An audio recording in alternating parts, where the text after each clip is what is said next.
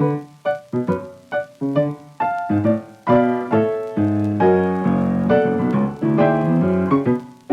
yes, is a declining process, but there are things we know not only to stay even, but we can get better. We can get stronger. We can improve our reaction time. We can improve cognition. So I think we need to do a little bit of an attitude shift to say older is not necessarily ultimate disastrous decline. Hello, and welcome to Not Born Yesterday, a podcast dedicated to older adults and the challenges and joys of aging. I'm Miriam Goodman, your co-host. Not Born Yesterday is brought to you by Next Village SF. I'm your co-host, Lynn Winter-Gross. Next Village SF is a nonprofit providing older adults in the Northeast neighborhood of San Francisco with support to help age in place.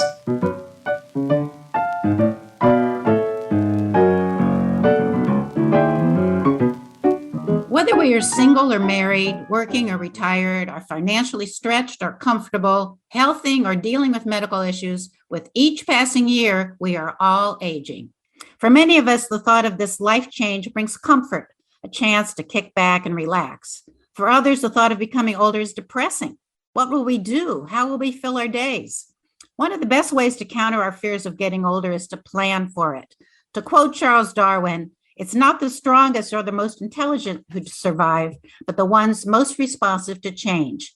And boy, does aging require change. What should we do with our time? What brings us the most happiness? Is there something we never had a chance to do, but we can now try? Who are our role models? Our guest today has made her career helping people plan for their next stage in life. As one of our foremost experts on aging and retirement, Helen Dennis is a nationally recognized leader and a highly sought-after speaker. Her popular weekly syndicated column called Successful Aging is carried by the Los Angeles newspaper group, reaching more than 1.6 million readers weekly. Helen is co-founder of Project Renewment, a movement of career women defining their next chapters in life, and she's co-author of the best-selling book, Project Renewment, the first retirement model for career women. Welcome, Helen. Well, thank you. Hello. Helen, in your weekly columns, you give people advice on how to age successfully. What are some of the key ingredients of aging well? What would I advise as successful aging? Avoid risk factors that we know. Be physically engaged, even though we know only about a third of older adults get the physical activity they need. Physically engaged, intellectually engaged, and be socially connected, which during our pandemic times can be more of a challenge. It seems like during different stages in our lives, we've had some guidance. We've had people who've been through it before, whether it's when we're going to school, we have older siblings tell us how to get ready for school. And when we go look for a job, we have friends who've already looked for a job, but nobody is really out there preparing us for this step. You're absolutely right. And there's social expectations. You go to school, maybe you get married or not, but you have a significant partner, you may have children, you buy a house, you work, you retire, and then what are the expectations? They're not set. And I think we're making it up as we go along because they change. This whole notion of 20 to 30 years of leisure appeals to millions and millions of retirees, but there is a growing number that are asking the question, what's next? I got 20, 30 years ahead of me. Where do I fit in? What's my purpose? What is expected of me? Where do I put my skills, my passion, my interests? And there are a zillion books written on the how-to. And I think there's a gap between how we absorb this intellectually. We can give a lecture, give a whole course on it, but that doesn't mean we internalize it and know how to make this work for ourselves. And I think, although you didn't ask what a big challenge is, I think the big challenge is it's not the lack of information. If you Google retirement and retirement planning, there are millions, but anyone who's retired has written a book practically on how to do it. But how we internalize that and make it relevant to our lives and then practice it, that's a jump. And I think there is the challenge. It's not a lack of knowledge, not a lack of information, not a lack of research, but how we internalize it. Helen, we read stories of superagers, 90-year-olds jumping out of airplanes, climbing peaks, writing another successful screenplay or another successful book. That's great for them, but it's frustrating to measure ourselves against them. How do we accept our own strengths and our own accomplishments? It's a very important point, because if we think successful aging is jumping out of airplanes or the next big idea, it's very self-defeating. And I think it's an attitude and a new way of looking at ourselves and looking at life in terms of what success and happiness really mean to us.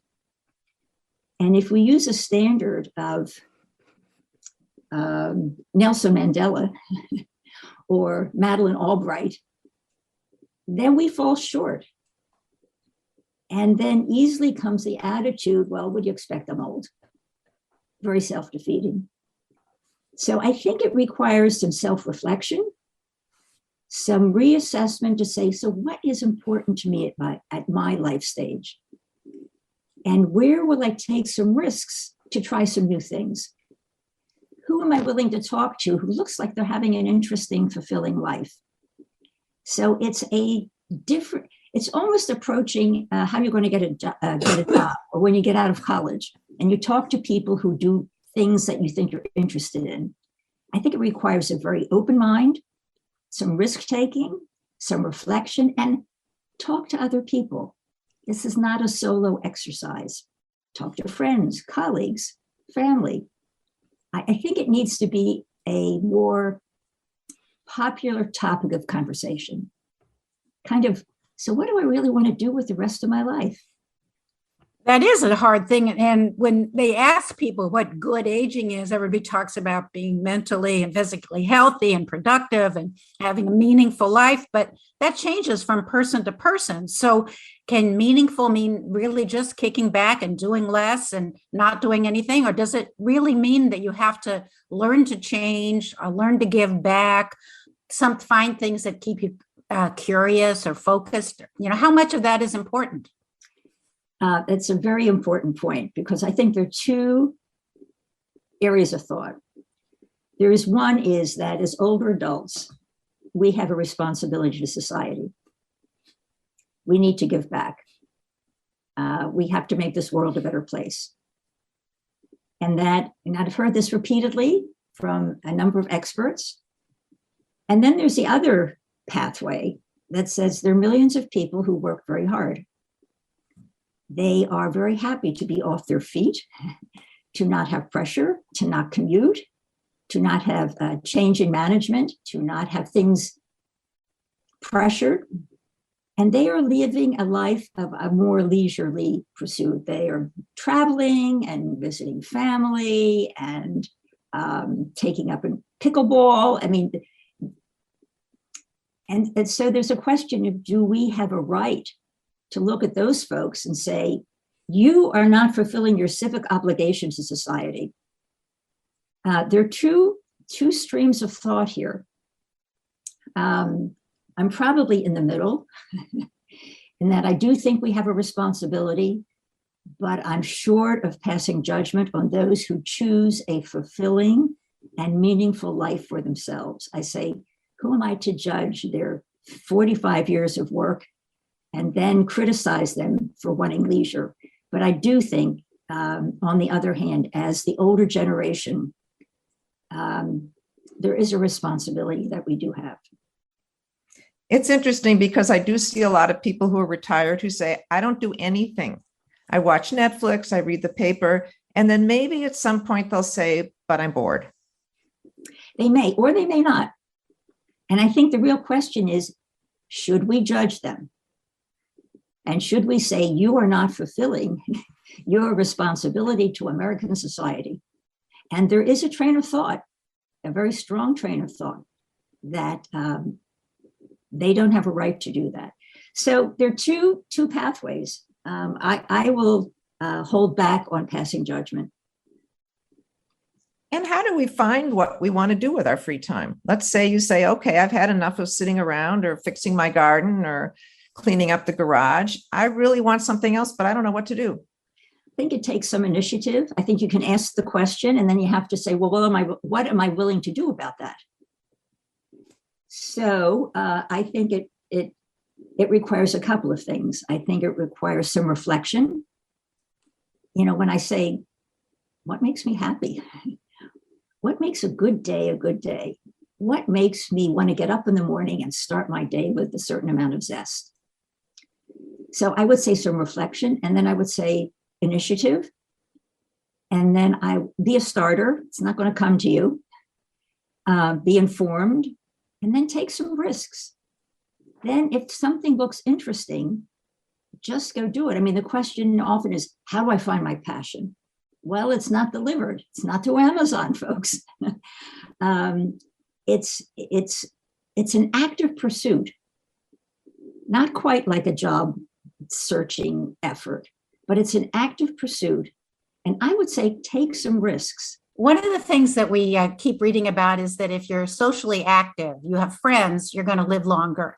And so many of us lose connections with people that we've been friends with for many years. We move, they die. How do we go about finding new friends so that we can keep socially active?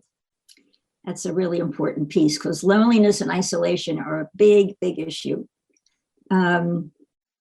I would say then it's a bit of initiative and sometimes interest groups. So often relationships are built by working with someone, and often it could be in a nonprofit environment. But working together really builds a lot of social relationships. But it does take initiative, or belong to a village. You've got a built-in community.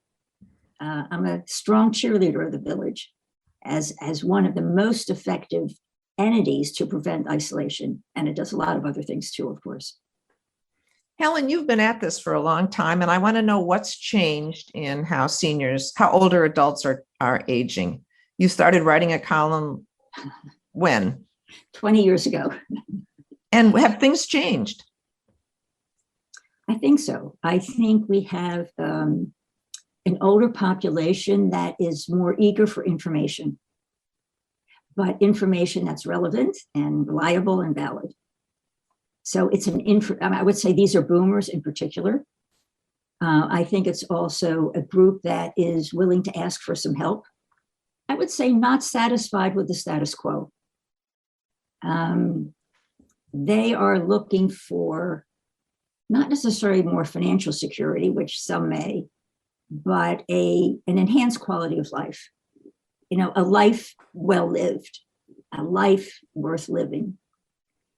I don't think those themes were as popular 20 years ago. I would say more enlightened, more aware of possibilities, and also more aware of the challenges. I mean, the issues of disease and disability are there, and I think they're more aware of them. I think it's also a generation that's dealing with caregiving, aging parents, and raising grandchildren, many at the same time. So I think they're facing some different issues, but I also think there's an enhanced awareness of aging and what they want to do with their lives that is meaningful and fulfilling. I think they're more candid about it. Do you think people will stay in the workforce longer? Yes. I think out of need, probably. And the second is people like to work. If the work's meaningful. I mean, work, as you know, provides more than the work. It's social connections, it's purpose. People expect them. They have a place to go, a place to be valued, a place to be recognized, a place you can achieve something, a place where there's some criteria for what success is. Recently, I ran into a friend on the street. She was walking her dog. And I said, we were boomers. We were out there on the barricades, stop the war, improve civil rights and women's rights. I said, and we didn't finish the job. I said, now we should go back. We have time. We should go back and finish the job. And she said, I have absolutely no interest in that. She says, I don't want to do any of that ever again. And I think you said we can't be judgmental about other people like that. But It left me almost silent. I just didn't know how to react to someone's attitude like that, because I'm thinking, well, what are you doing with your life? That is disappointing. And I think it's kind of checking out. I'm tired. And it's also could be, what difference is it going to make? Almost a defeatist attitude. I'm one person, I'm older, I don't have as much energy. Let the younger people, let someone else do it. That's disappointing. I think it's dangerous as a society when we check out and say our democracy doesn't matter anymore, or equality doesn't matter anymore. Yet I think that is part of society, and I guess it's part of where we have the diversity in how people perceive their role in American society. Some are just tired and say, I've been there, done it, and I don't know if it's made a difference. And maybe that's the biggest piece. I killed myself, I walked, I protested, I had the banners, I sacrificed, and here we are again. Women's issues, racial strife, economic inequities. Did my work make a difference? Now, I don't know if they are as aware of some of those pieces, but I think that goes into it. And, I'm busy. I have other things to do. I think that's all part of it. But I think that's also kind of a call to action to say, we need to take a look at this. Where is our person power, and where are our skills, and where are our pillars of society? And if they're not engaged to improve society, why is that? Maybe we have to ask the question to say, why aren't they engaged, and why do they feel this way? And if we could get some answers, maybe we'd have a larger pack to make the difference.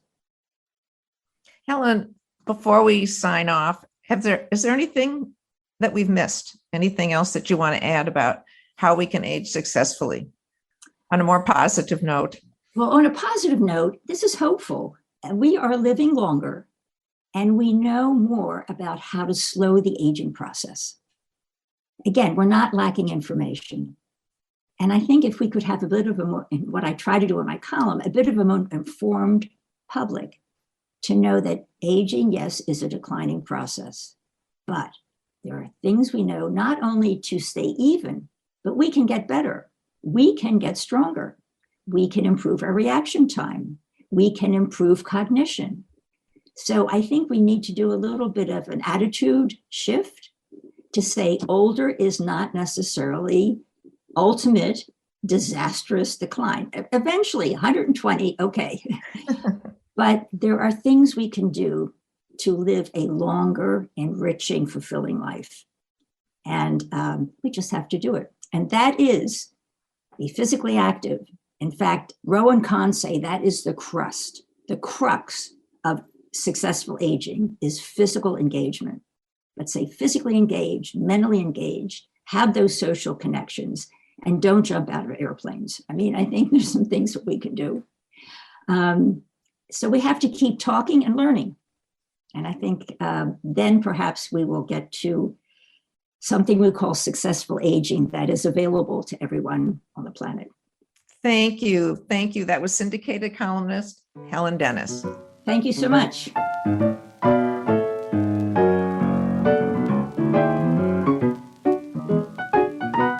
Today on News to Use, we are discussing where to live and why. As we get older, many of us plan to age in place, meaning we'll stay in our homes. Let's face it, our home provides comfort, familiarity, and memories.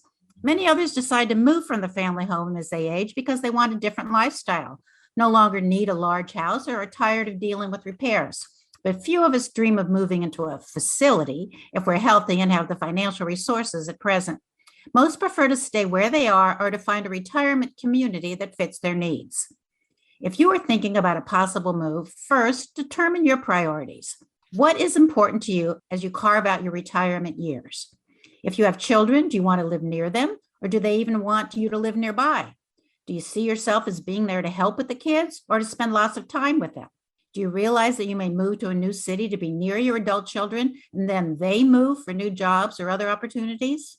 Other decisions to make. Do you want to stay in the community where you already live and you already have friends? It's familiar and comfortable. Or are you ready for a change?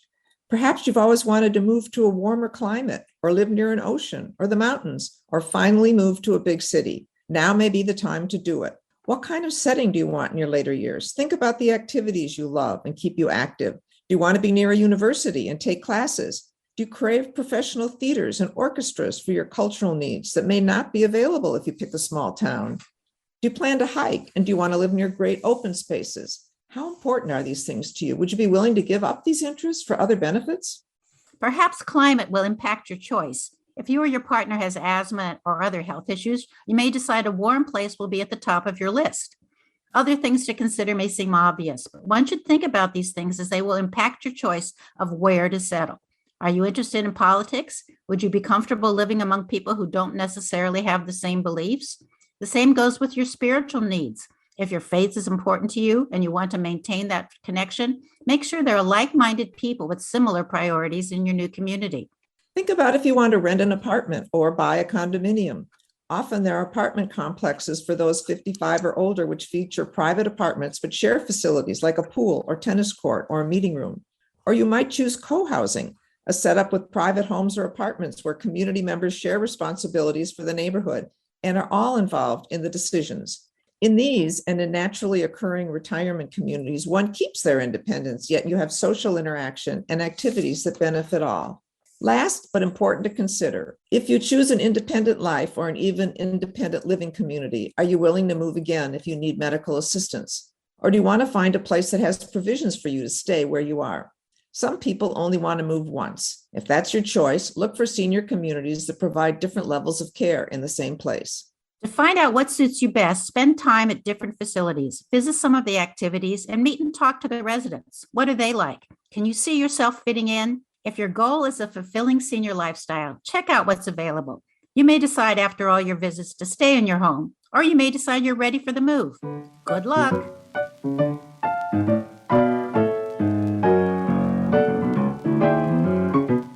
That's our podcast for today. Our thanks to Helen Dennis, an expert on aging. Our engineer is Jason Dahlstedt. Our theme music is from Hook Sounds. You can learn more about Next Villages SF by going to the website nextvillagesf.org. And thanks for listening. We would love to hear what you think about the podcast. Please contact us at notbornyesterday@nextvillagesf.org. Be well, stay strong, and remember, you weren't born yesterday. I'm Lynn Winter Gross. And I'm Miriam Goodman.